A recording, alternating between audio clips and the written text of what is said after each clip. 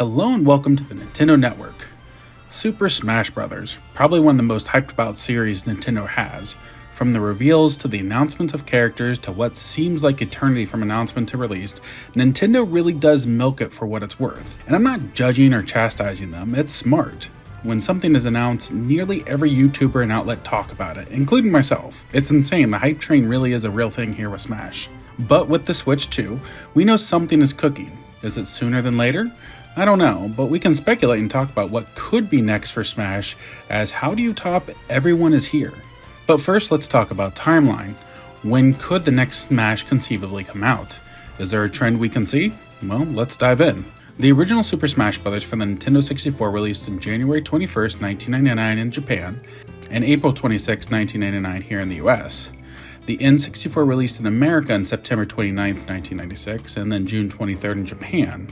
So around 3 years from the release of the actual system. Jumping ahead to Melee, was released on November 21st, 2001 in Japan, and in America a few weeks later on December 3rd. The GameCube itself released in 2001 as well, so it was released within the first few months of the system, and approximately 2.5 to almost 3 years between the two games. The next game, Brawl, came out in Japan on January 31st, 2008, and then March 9th, 2008 for America. Side note, in Ohio, we were dealing with a huge snowstorm and I was basically trapped inside and couldn't get it right away. Dark, dark days. The Wii came out in November of 2006, so the game came out a year and a half after the Wii release and around 7 years between Melee and Brawl. Now on to Smash for 3DS and Wii U. This one is annoying with the dual release, but let's focus on the Wii U. It released on November 21st in America and December 6th in Japan. I'm not sure how we got away with that. Japan got the 3DS version before us though, so maybe that's why?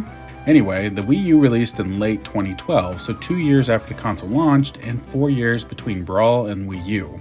Lastly, we have Super Smash Bros. Ultimate, which released universally on December 7th, 2018. The Switch released on March of 2017, so a year and a half from launch, and then 4 years between games. As of now, we are in the middle of 2025. We are at 7 years between games if we were to release something this year, which I honestly don't see happening. At best, it could tie the record between Melee and Brawl at 8 years. Could it be a tie or could it exceed that? Well, I see a few different directions. First would be Super Smash Bros. Ultimate Deluxe. Think Mario Kart 8 Deluxe for the Switch.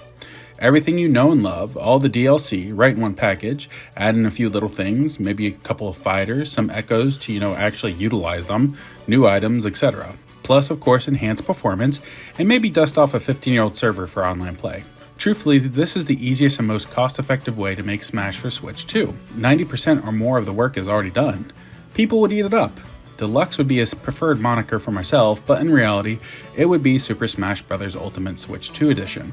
And the subtitle, as Jamboree and Forgotten Land has them, we can just call it Yes, We Can Finally Add Geno so Dustin can shut up about it. It's wordy, yes, but it would sell millions. The only problem is the third-party characters.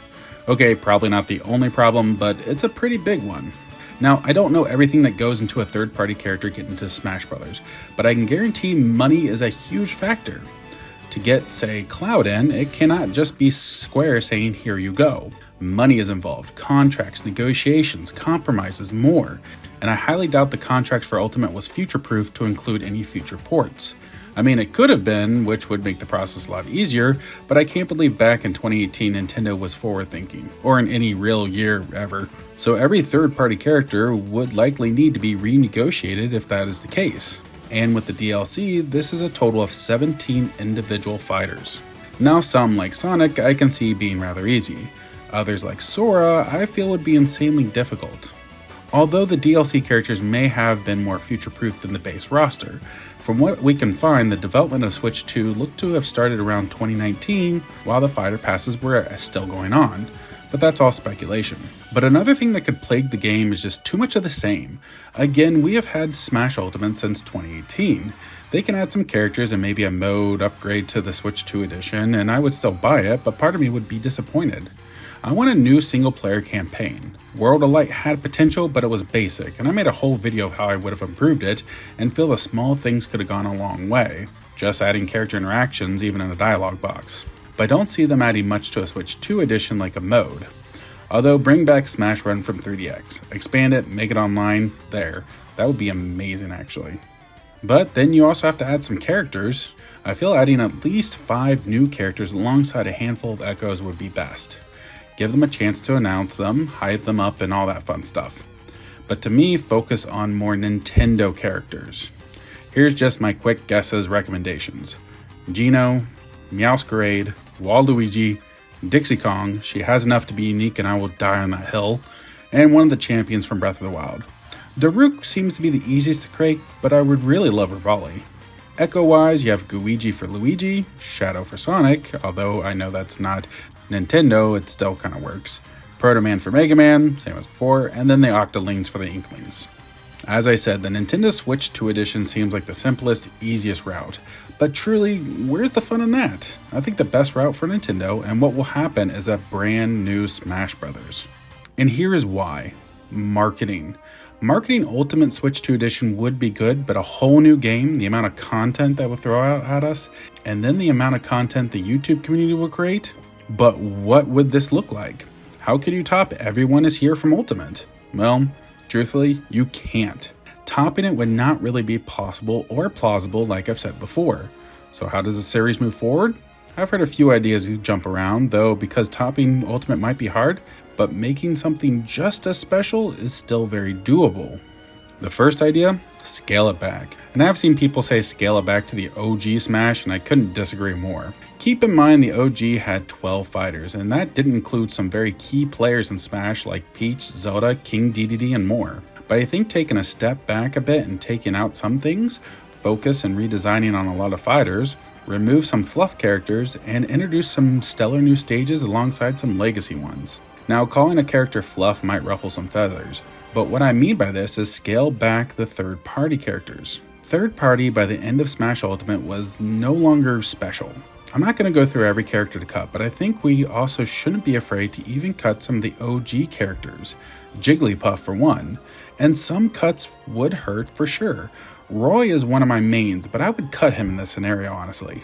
On top of the scaling back the characters and stages, it needs something along the line of a single player mode. World of Light was massive, but hollow. Subspace was story packed, but a lot to pull off, and honestly I still feel lacked a lot. Truthfully, I say go back to a full-fledged adventure mode from Melee. I think this is the blueprint for a foundation for a simpler single player mode that can still be huge. Look, I think I've accepted, maybe, that a huge crossover event like the opening trailer from Ultimate with all the characters talking and preparing to battle the Master Hands is just not going to happen. Do I want it? Yes. Do I think we all do? Yes. But it's just not going to happen. But in the Melee Adventure mode, if you're unaware, you took a character through different locations from different franchises. Running through the Mushroom Kingdom as Kirby, or escaping Planet Zepes as Link was a ton of fun. But that could be expanded even further. Larger levels, and even more than one from each franchise. I also think integrating this into a Smash Run revival would be game-changing, because then you are just mixing single-player fun with a new online feature. After that, and it is funny to hear this from me as I've nearly made the cornerstone of my channel being the Spirit Battles Explained, nix the spirits and bring back the trophies. Full disclosure, I understand why spirits became a thing. Using a PNG is so much easier than creating hundreds of different 3D models. And I respect what they did with this simple idea to replace the trophies. They crafted their single player mode around them and also gave you the chance to make some unique battles. It almost felt like the mission mode from Melee a bit, just really tame. That being said, I always loved the trophies and feel the spirits didn't hold a strong enough candle to them. Collecting them, reading the descriptions, seeing 2D characters in 3D for the first time, not him. Now the second option I have, a complete overhaul of everything. Character designs, which we have a lot to go off of, honestly. Stages, items, modes, how the game actually plays. Look, this isn't something that couldn't happen, it really could. As I've said earlier, and I've discussed many times since Ultimate released, was how does Nintendo top this? Well, build it up from the ground up. There is one tiny, minute, huge problem. I don't think this would go well with the fan base as a whole. To shake up and change the foundation of what was already established is risky. We have seen it work and we've also seen it not work. And Smash has a very, what's the right word for this? Delicate fan base that look for any and every reason to complain about even the most minute issue. That seems really fair to say if you really think about it, guys. For myself, I would be cautiously optimistic. They could pull it off with the right team for sure, but the idea leaves a bit of a pit in my stomach. Smash has built off its own foundation for over 25 years. That foundation has grew and evolved itself for better or worse.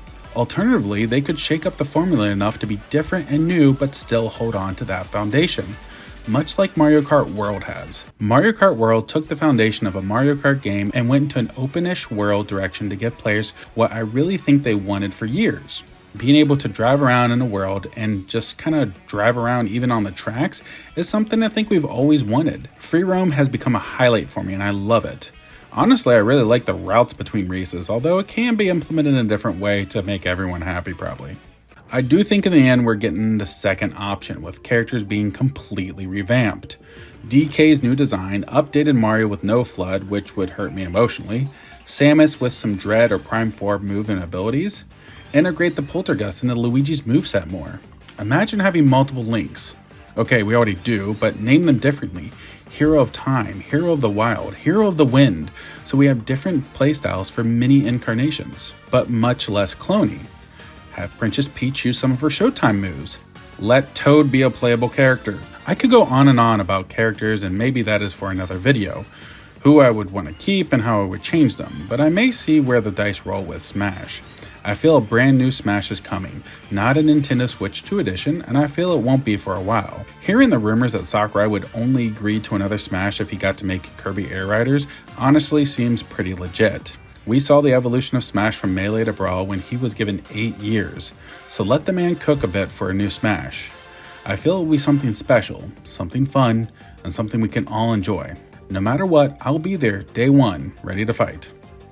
Thank you for watching the Nintendo Network. What are your thoughts on the future of Smash? What direction will you think they will take, or do you have some thoughts of your own? Let me know in the comments below.